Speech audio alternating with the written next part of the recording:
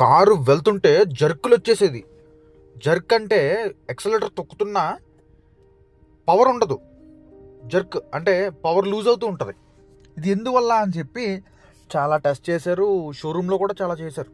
నేను డైలీ వాడుతూ ఉంటాను కార్ని, షోరూంలో కూడా చేశారు. ఇగ్నిషన్ కాయిల్స్ పాడైనాయి అన్నారు, ప్లగ్లు మార్చమన్నారు, చాలా చేశారు. అయితే నాకు ఉన్న చిన్నపాటి నాలెడ్జ్తో థ్రోటల్ బాడీ నుంచి ఎయిర్ ఇంటేక్ లూజ్ అవుతుంది అని గమనించి థ్రోటల్ బాడీ క్లీన్ చేయమని చెప్పాను.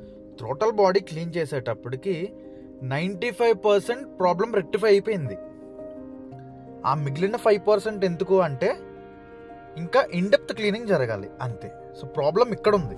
సో కారు వాడేటప్పుడు దానికోసం మెకానికల్ నాలెడ్జ్ కూడా కంపల్సరీ 99% ఉండాలి. సో ఎవరో కూడా దీన్ని ఓన్గా ట్రై చేయకండి, ఎందుకంటే కార్ అంటేనే చాలా ఎక్స్పెన్సివ్ థింగ్. ప్రతి పార్ట్ చాలా కాస్ట్లీ ఉంటుంది.